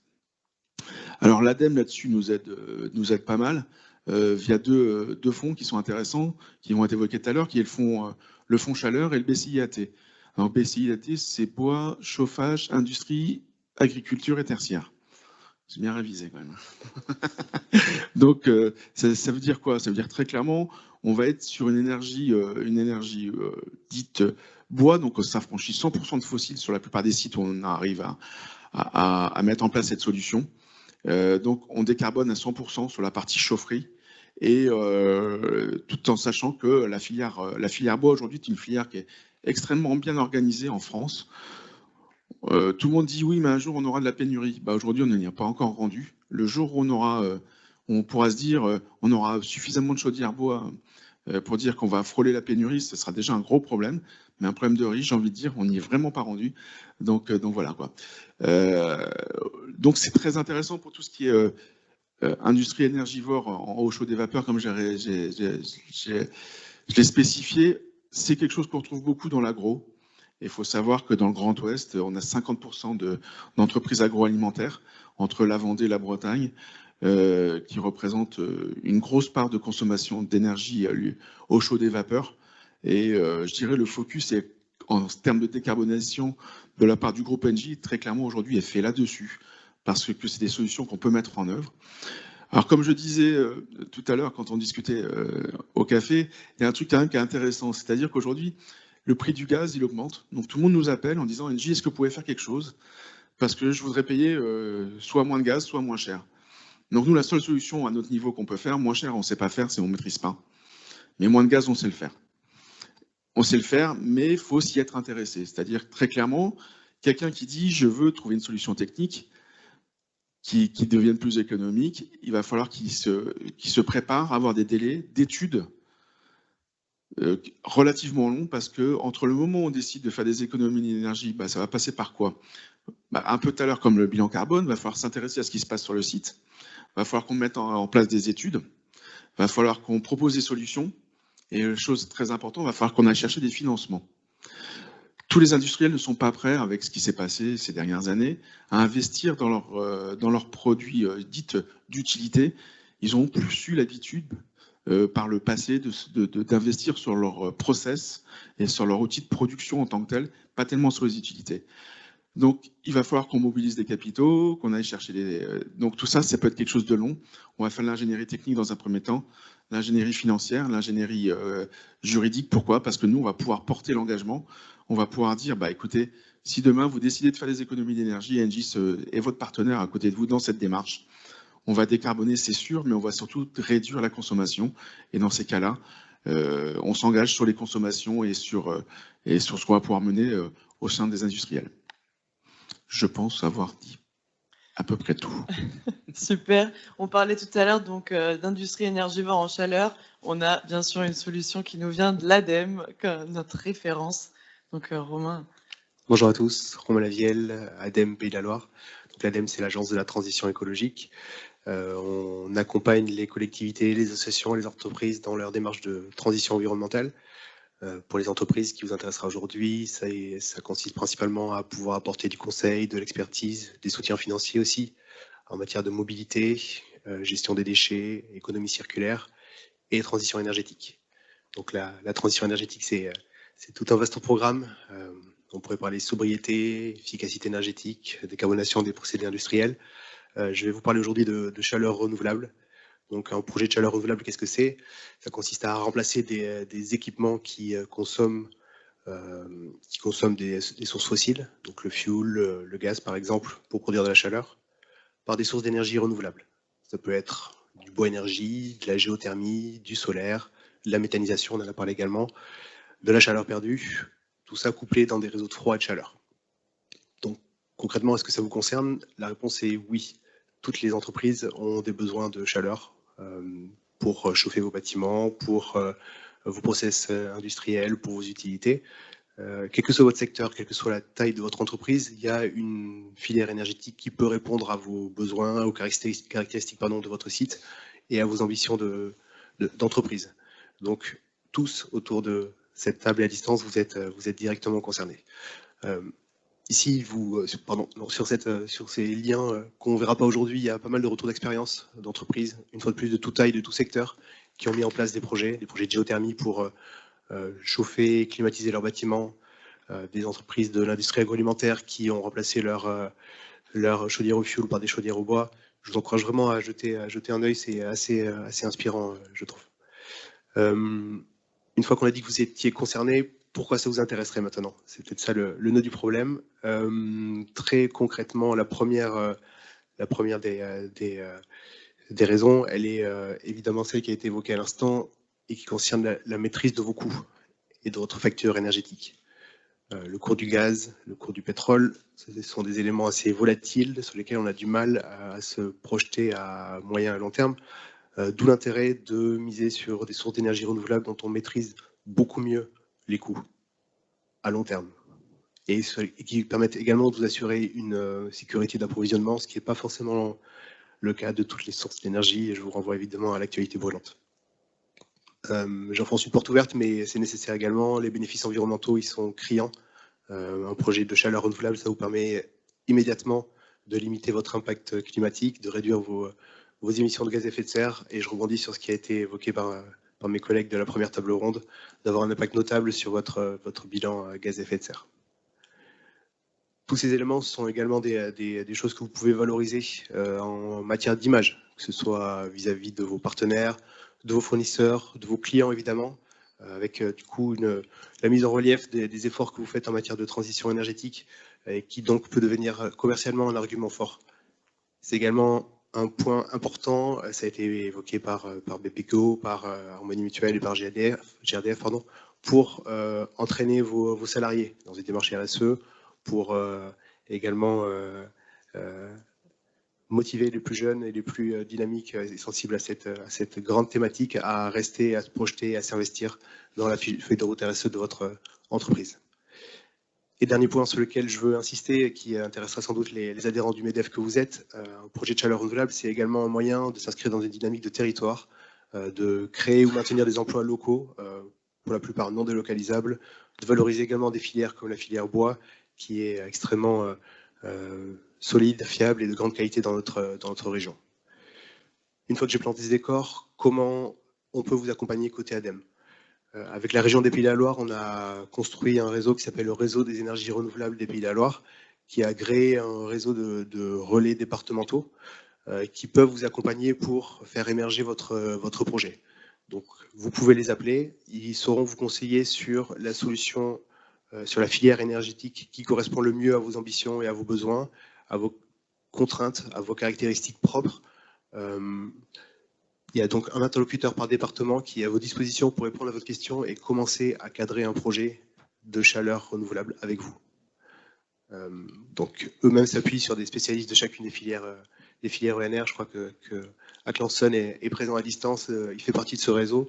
N'hésitez pas à les contacter. Le deuxième point ensuite sur lequel on peut intervenir, c'est du soutien financier, en euros sonnants et trébuchants. Une fois que vous aurez échangé avec ce conseiller, ce relais multi-ENR, vous pourrez ensuite entrer dans une phase plus concrète, qui est celle d'une étude de faisabilité, qui vous permettra réellement de cadrer votre projet du point de vue technique et économique, en bénéficiant du soutien financier de l'ADEME sur cette étude de faisabilité à hauteur de 50 à 70%, selon la taille de votre entreprise. Et sur la base des conclusions de cette étude de faisabilité, qui aura également quantifié les investissements réalisés, vous pourrez à nouveau bénéficier du soutien de l'ADEME, cette fois-ci pour les investissements, les équipements, sur un soutien à hauteur de 30 à 50%, toujours selon la taille de votre entreprise. Je terminerai simplement avec la slide précédente, si tu veux bien, Lorena, qui montre la slide précédente. Oui, juste précédente, 2 secondes. Ah oui. Ouais, qui montre qu'il y a plusieurs dizaines de collectivités et entreprises de notre région qui ont franchi le pas. Maintenant, à vous de jouer. Merci beaucoup. L'ADEME, c'est un vrai partenaire pour passer le cap. Et je vous invite, donc c'est dans 2 jours, donc il y a un appel à projet sur l'industrie zéro fossile. Donc s'il y a des industriels parmi nous, ça sera donc un webinaire à 11h. Donc on pourra vous relayer donc l'invitation. Si absolument, organisé par la T2E. C'est des choses qui ont été évoquées juste avant par NJ Solutions. Il y a des grands appels à projets qui permettent d'accompagner les projets de décarbonation des industriels pour des chaufferies biomasse ou également pour des projets de décarbonation de vos procédés et utilités. Il y a également des dispositifs qui sont à destination des plus petites entreprises industrielles. Donc on pourra en parler lors de ce webinaire qui a lieu dans 2 jours. Merci Lorena pour la petite promo. On vous fera suivre le lien pour ceux que ça intéresse. Et on a parlé donc du prix, c'est quelque chose qui nous intéresse beaucoup, surtout nous les entreprises. Donc Nathan va nous présenter un petit peu voilà, les prix et surtout les solutions, parce que c'est ça qui nous intéresse aussi. Oui, merci Lorena. Donc, on a vu au travers des différents intervenants qu'il y a un gros sujet sur réduire sa consommation d'énergie. Mais ça, c'est malheureusement encore un plan qui est sur le long terme et sur les années futures. Aujourd'hui, on a un vrai sujet sur le prix des énergies. Vous avez un graphique ici qui reprend l'historique des prix de l'électricité entre le 1er janvier 2018 et avril 2021. Donc, on a eu une courbe qui a été très très basse, comme on le voit juste en bas. Donc, le trait vert, c'est le prix de l'Arenh, donc l'accès à l'électricité nucléaire historique, qui est à 42 €. On a eu un pic en dessous qui correspond au confinement de mars 2020, où la demande a totalement chuté. Donc forcément, la demande qui chute, les prix ont chuté aussi. Et on voit que là, on a déjà un marché qui est très volatile. On avait une volatilité qui était entre 10 et 20 € du mégawattheure sur une année. Donc ça avait une volatilité qui était importante, mais qui n'avait pas un impact considérable sur le budget des entreprises. On peut passer à l'historique d'après. Ça, c'est l'historique qu'on a depuis le 1er avril 2020 jusqu'à aujourd'hui. On est même passé, là l'historique est à 230, on est même passé à 250 € dernièrement pour l'année 2023. Donc l'année 2023, c'est la courbe bleue. Donc on a la partie qu'on avait sur le graphique juste avant qui s'arrête à peu près à avril 2021 où ça paraît quasiment plat, puisque la volatilité de 10 à 20 € à l'année finalement, elle n'a plus rien à voir avec ce qui se passe aujourd'hui. Aujourd'hui, on est plutôt sur une volatilité de 10 à 20 euros par semaine ou par mois. Et là, pour les entreprises, on a un vrai sujet de savoir quand acheter son énergie. Le bon moment, c'est très difficile à trouver. Il faut suivre le marché constamment. Donc, ça nécessite forcément du temps.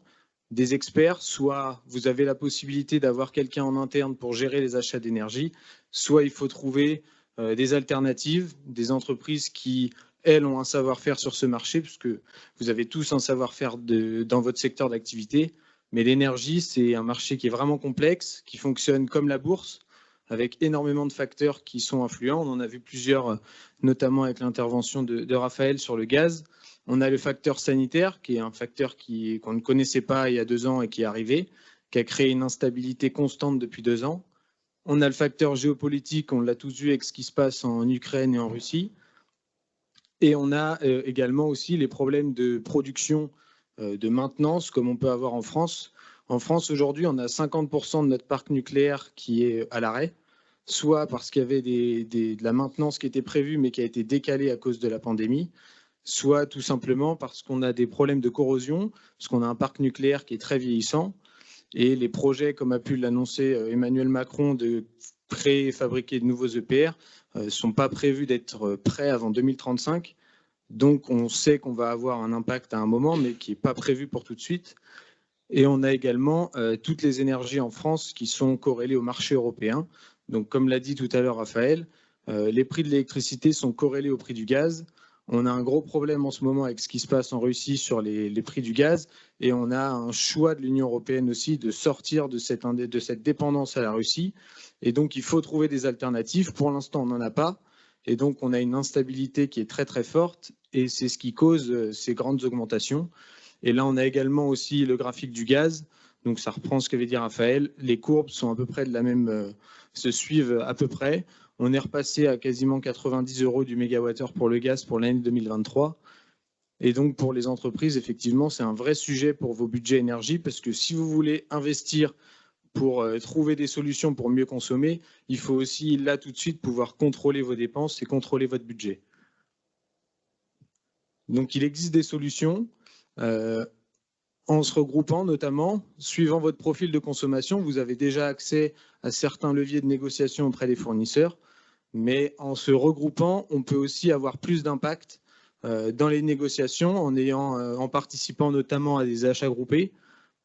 Donc pour les entreprises qui font moins de 400 MWh de consommation par an, il y a la possibilité, en intégrant un pôle d'achat groupé, de pouvoir, avec les mêmes profils de consommation, mettre en concurrence des fournisseurs. Donc Collectif Énergie, c'est notre cœur de métier. On est un cabinet de conseil en achat d'énergie. Et on met en place soit des achats groupés avec nos réseaux professionnels. On a plus de 100 partenaires aujourd'hui, ce qui nous permet d'avoir un volume d'entreprises de 120 000 à 150 000 entreprises affiliées par ces réseaux. Et donc, on met en place tout au long de l'année des achats groupés où on va regrouper des profils de consommation similaires pour aller mettre en concurrence les fournisseurs et essayer d'obtenir des prix plus intéressants. Et la deuxième solution, c'est pour les entreprises qui consomment plus de 400 MWh. On leur donne accès à la stratégie d'achat et c'est aujourd'hui c'est le cœur de ce qu'on fait. C'est savoir acheter au bon moment, négocier un prix et pouvoir acheter en plusieurs fois pour limiter le risque et pouvoir sécuriser son budget.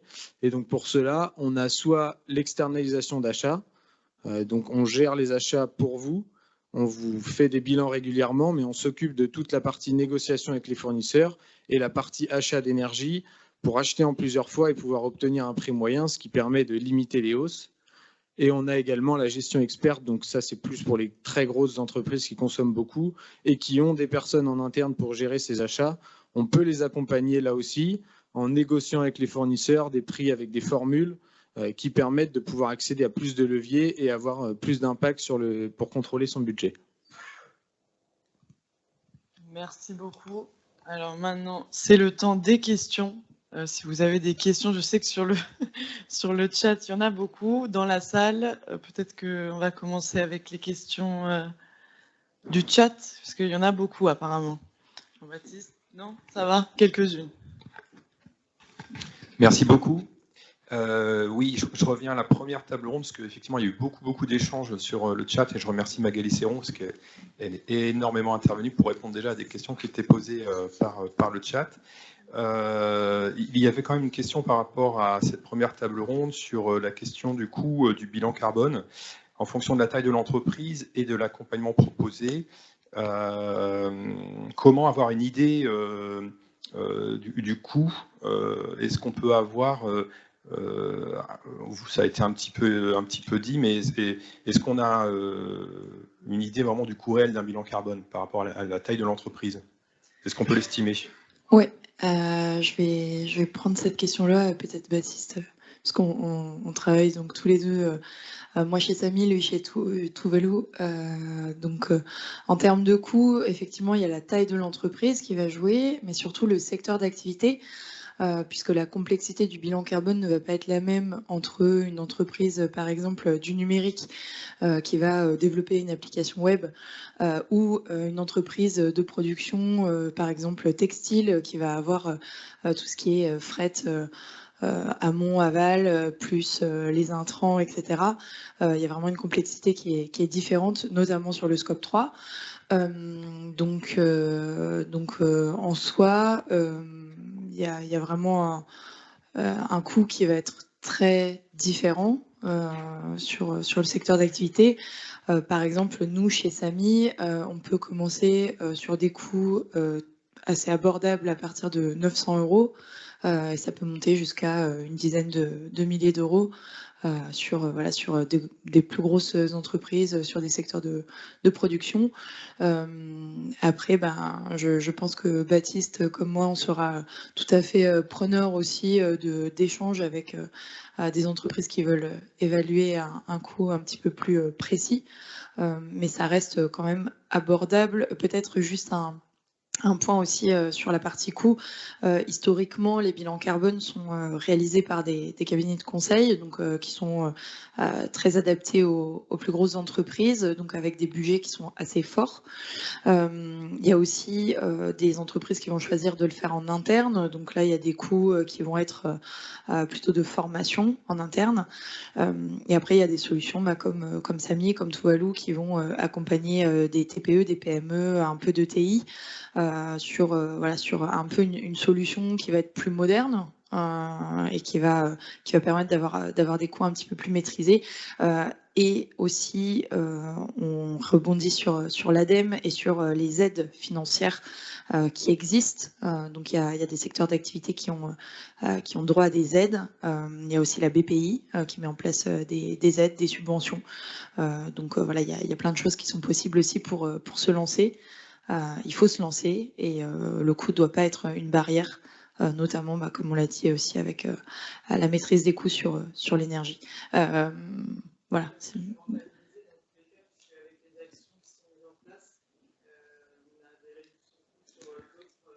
Oui, tout à fait. Oui, c'est rentable.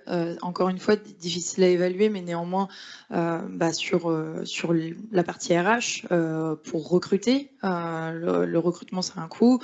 Recruter, retenir des talents, ça c'est aussi, ça va être un sujet. Comme on l'a dit aussi, la concurrence, la compétitivité sur le marché, les parts de marché. Voilà, ça c'est un gain aussi de rester compétitif. Super.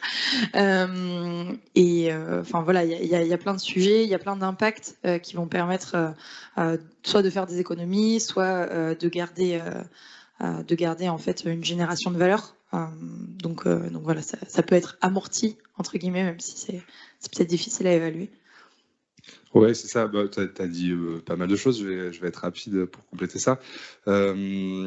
Effectivement, c'est pas quantifiable les économies qu'on va pouvoir faire aujourd'hui, en tout cas, mais c'est pour rester concurrentiel, pour être compatible aussi avec une économie bas carbone, hein, parce que voilà, on va le subir, le changement climatique, donc autant travailler dessus tout de suite. Et aussi pour compléter, voilà, le coût d'un bilan carbone, effectivement, en fonction de la structure, du niveau de granularité, de la précision qu'on veut aller, des détails, ça va forcément changer, mais il faut avoir en tête aussi qu'en étant outillé, donc avec un outil logiciel, ce coût il est plus important à la première itération parce qu'on est accompagné dans la méthodologie, la mise en place, etc. Et qu'après, en fait, on a un outil qui est structuré, qui permet de mettre à jour son bilan carbone facilement, de faire des petits ajustements. Et là, on n'a plus besoin de cette partie accompagnement et on devient autonome dans la mise à jour de son bilan carbone. Il y avait une autre question, toujours concernant peut-être plutôt la première table ronde, sur la question des investissements et de l'utilisation. Par rapport au scope 3, est-ce que les investissements et l'utilisation ne peuvent pas être intégrés au scope 3 ? Alors, les utilisations, elles sont dans le scope 3 aval. C'est juste que là, la représentation qui était présentée, ça sort, enfin, les postes étaient, le diagramme montrait des postes du bilan carbone. Les investissements, c'est une bonne question. Nous, on les a sortis, je ne suis pas revenue dessus tout à l'heure, mais dans la stratégie climat, les investissements ont leur propre trajectoire de réduction. Donc, ils sont, on va dire, sortis du bilan carbone. Maintenant, voilà, à mon sens, on peut, pour le moment, en tout cas, on a la liberté d'intégrer, pas intégrer. C'est pas encore extrêmement strict et j'espère que ça le deviendra parce que ce sur quoi je suis pas revenue aussi, c'est que notre bilan carbone est absolument pas comparable. C'est pas fait pour être comparé, mais avoir un petit ordre de grandeur par rapport aux structures du même domaine, c'est intéressant tout de même. Et là, aujourd'hui, je dirais que ils sont là, c'est le principal, on les a calculés. Maintenant, on les met dans le scope 3 ou on les met pas, ou on parle plus de scope. Voilà, c'est un peu... du moment qu'on le montre de manière transparente, pour moi, c'est le plus important. Tu me dis, hein, Lorena, en termes de temps, s'il y a d'autres questions et s'il y a des questions peut-être en présentiel, sinon j'ai 2 autres questions.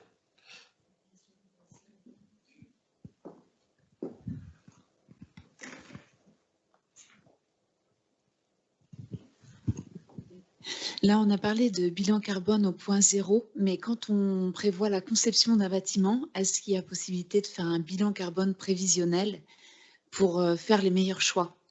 Et si oui, à quel stade on initie ce bilan carbone? Ouais, je peux répondre un petit peu à ça. Alors, en amont, quand on a des décisions à prendre, ça, c'est ce qu'on va pouvoir un petit peu calculer avec les méthodologies de projection, donc soit NZI, soit SBT, c'est-à-dire un petit peu se dire, je vais prendre des exemples que je connais parce que moi je suis plus spécialisée sur les secteurs textiles, cosmétiques, mais par exemple se dire, bah voilà, aujourd'hui je produis avec du polyester, qu'est-ce qui se passerait si je prends du polyester recyclé? Et donc un peu de se projeter. Aujourd'hui, on a cet impact-là. Demain, avec ce choix, quelle projection on peut faire un peu d'économie de tonnes carbone.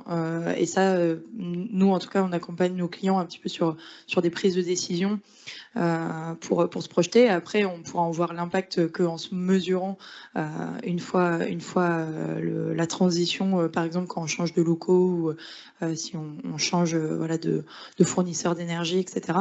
Mais effectivement, on peut essayer de se projeter sur des prises de décision. Je ne sais pas si je réponds à toutes les questions, à peu près. C'est à peu près clair. Je me permets un petit complément. Ouais. Oui, vas-y. La conception du bâtiment, c'est aussi le bon moment de se poser la question de son mode de chauffage. C'est ce que j'évoquais tout à l'heure. Il y a également des questions de production d'électricité renouvelable. Avoir une toiture qu'on peut équiper de panneaux solaires photovoltaïques, c'est également une piste à explorer. Donc c'est des questions à mettre sur la table, en tout cas au moment de la conception du bâtiment. Mettre en regard vos futurs besoins de chaleur, d'électricité avec ce bâtiment, c'est une des questions critiques à se poser dès le début.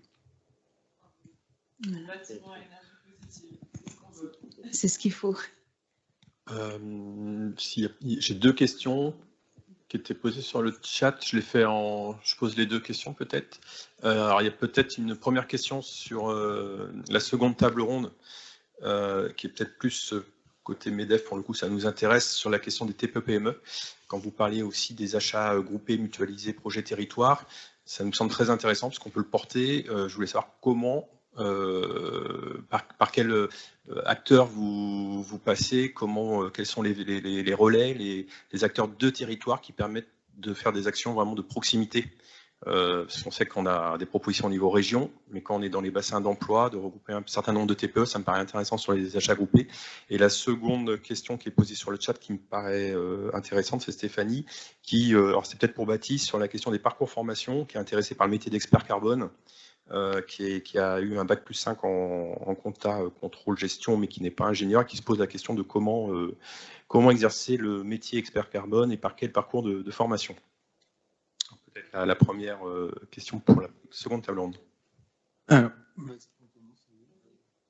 pour les achats groupés, Collectif Énergie, en tout cas, on travaille exclusivement avec des réseaux professionnels. On met en place des partenariats avec tout type de réseaux. On a des clubs d'entreprise, donc qui sont vraiment très locaux. On a des communautés de communes avec lesquelles on travaille aussi, sous forme d'ateliers énergie, puis de mise en place d'achats groupés.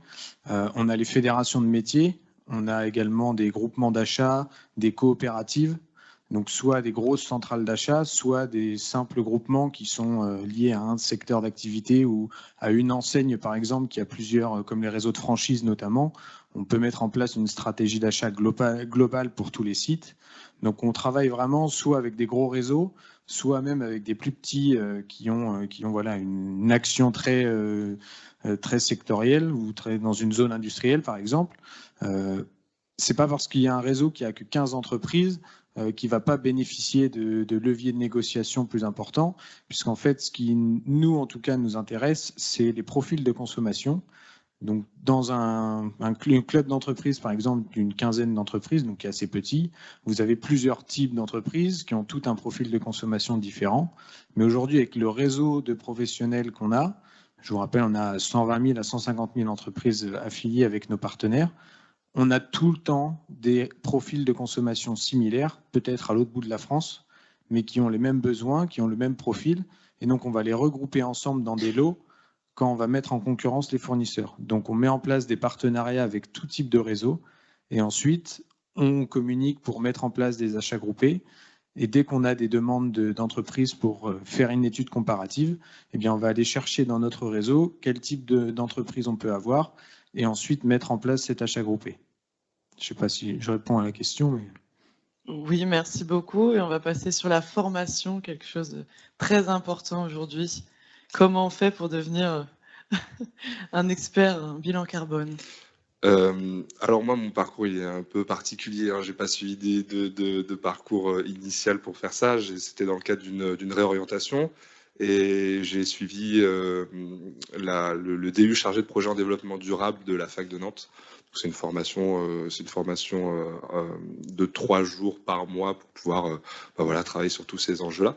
Mais après, il y a beaucoup d'écoles aujourd'hui qui se créent pour sous ces sujets environnementaux.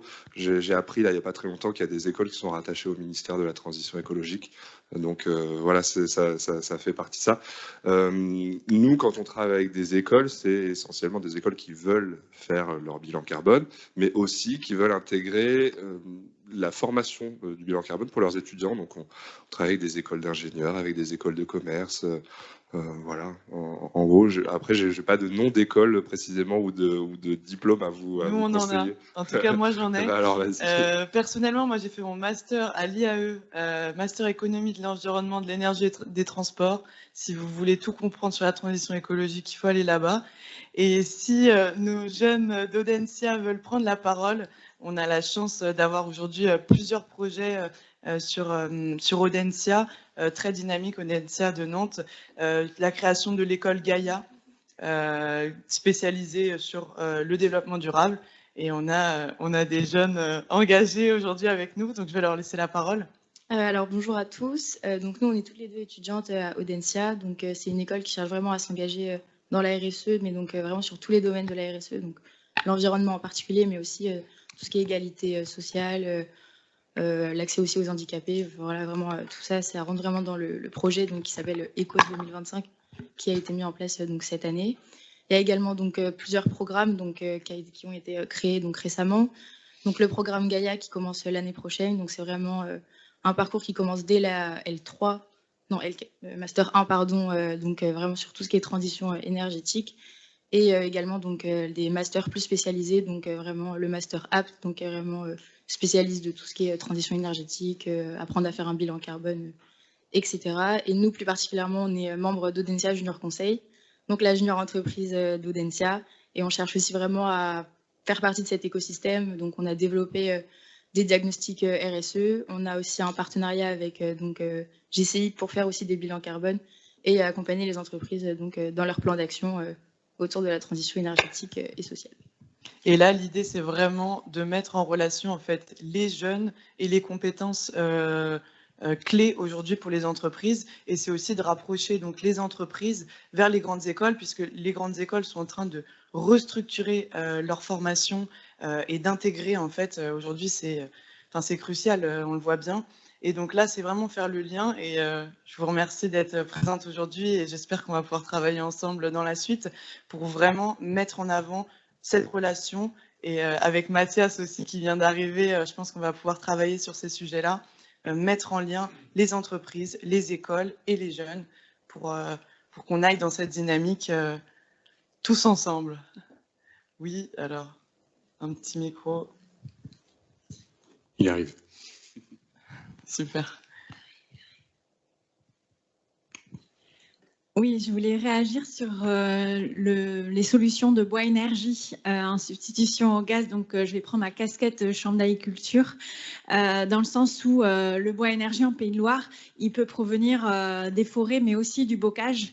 Et donner une valeur au bois, c'est aussi permettre la durabilité des haies et du bocage en France. Donc, il faut savoir que tout ce qui est mis en place sur la gestion du bois, c'est une gestion durable des haies pour permettre la régénération évidemment du bocage. Donc en donnant une valeur carbone et en donnant une valeur sur le bois lui-même en substitution d'énergie fossile, ça peut être une solution très intéressante et concomitante avec les solutions que vous proposez à l'ADEME. Juste dans les partenaires, vous n'avez pas cité la SIC Bois Énergie 49 qui regroupe les projets et qui permet d'avoir des solutions clés en main pour les entreprises sur leur chaudière bois. Voilà. Il nous reste 5 petites minutes. Moi, j'aurais bien aimé faire un petit focus sur notre facilitatrice graphique qui peut nous expliquer le très beau tableau qu'elle nous a réalisé, que je ne vois pas très bien, mais voilà, on a un petit focus. Hélène, c'est à toi. Il faut allumer. Ça prend 2 petites secondes. Tac. Très bien. Super, merci. Ça me semble pas mal. Je vais peut-être un peu déplacer. Oui, voilà. Effectivement, vous avez dit beaucoup de choses. Donc, j'ai essayé de reprendre les grandes lignes sans reprendre les éléments d'anecdotes et qui vous sont propres, mais plus vous rassembler vers un même chapeau et vers ce même chapeau qui est la transition écologique et énergétique qui nous importe aujourd'hui. Alors, dans un premier temps, vous avez parlé de décarbonation et de transition énergétique, le tout un peu entremêlé au final, et ça fait sens. Vous avez évoqué le fait d'adopter une démarche globale et d'avoir une vision et un projet de long terme. Alors avec toutes ces dimensions que vous avez sous différents volets, avec une première phase de mobilisation plutôt interne d'engagement, une deuxième phase qui est vraiment de faire un état des lieux concret sur ce qui va et potentiellement ce qui ne va pas et ce qu'il faut améliorer, avec notamment le bilan carbone et chose sur laquelle vous avez longuement insisté, c'était vraiment d'avoir une pensée globale et de penser sur l'intégralité de la chaîne de valeur. Ensuite, de pouvoir se projeter, d'avoir une mise en œuvre concrète et donc dans cette dimension d'imprégner tout l'écosystème, de pouvoir mobiliser toutes les parties prenantes, d'évaluer et après, dans le temps, de pouvoir contribuer financièrement à la neutralité carbone. Les enjeux, ils étaient un peu en filigrane et vous les avez évoqués à plusieurs fois. Il y a tout d'abord un enjeu éthique, un enjeu réglementaire, donc plus sous l'ordre de la contrainte, et aussi un enjeu d'image, que ce soit au niveau DRH pour la marque employeur et pour l'image de l'entreprise, et aussi en externe sur la compétitivité et l'image qu'ont les clients et de l'entreprise ou de l'institution. Alors le bilan carbone, vous aviez un super schéma qui reprenait tout ça, mais en tout cas Ce qu'il faut retenir, c'est qu'il y a 3 scopes d'émissions, que c'est un savant mélange entre les données d'activité et les facteurs d'émission, qu'il y a 3 grandes étapes sur déjà le cadrage, de savoir quel est le périmètre de mesure et de réduction des émissions, la période et le périmètre géographique et la granularité. Vous avez très bien résumé sur les incertitudes. Quelque chose qui est assez marquant, c'est que c'est globalement juste et précisément faux. Donc, d'avoir ça en tête. Avec toujours cette dimension de marque employeur, de compétitivité, etc. Ce que vous avez beaucoup souligné, c'est qu'en fait, c'était quelque chose qui était mobilisateur et vecteur de sens. Et que de toute façon, la transition, c'est pas une option, c'est pas une lubie à un projet annexe, c'est une obligation, que ça doit être fait sur une réflexion de territoire. On a notamment parlé de label bas carbone, et qu'il y a un peu un zoom des zooms à faire, à la fois sur le territoire très local et les enjeux géopolitiques avec toutes les incertitudes qu'on peut connaître et envisager. Donc, comme je l'évoquais, c'est pas quelque chose à mettre dans un dossier qui prend la poussière, mais comme était montré l'exemple en introduction, c'était GRDF. Je suis désolée, oui, c'est ça. J'ai eu un léger doute. C'est un bilan carbone qui est directement intégré au projet d'entreprise et qui est un peu infusé dans tous les projets, de plus en plus naturellement, à travers des actions métiers et des actions comportementales. Ça va dans une logique globale de RSE. Il y a eu un accent aussi qui a été mis sur le fait de voir des choses qui bougent positivement, de penser autrement et d'acculturer collectivement, mais le tout sans déprimer, en ayant un élan positif face à l'urgence climatique. Et enfin, les quelques chiffres de la loi transition énergétique avec un horizon 2030, c'est moins 20% de consommation d'énergie, moins 32% d'énergie renouvelable et moins 40% de gaz à effet de serre. Donc en fait, le meilleur déchet, c'est celui qui n'existe pas. Donc il y a une logique d'aller à la source des déchets et de réfléchir sur sa consommation pour notamment parer à la volatilité des prix, parce que la meilleure façon de payer moins cher et d'être plus intelligent, c'est de penser globalement sa consommation plutôt que d'être tributaire à la fois des enjeux géopolitiques et des prix et du marché de la tonne de CO2 qu'on peut quand même outrepasser, notamment via des achats groupés et d'autres éléments que vous aviez pu présenter ce matin. Alors, je crois qu'on ne peut pas mieux résumer cette table ronde.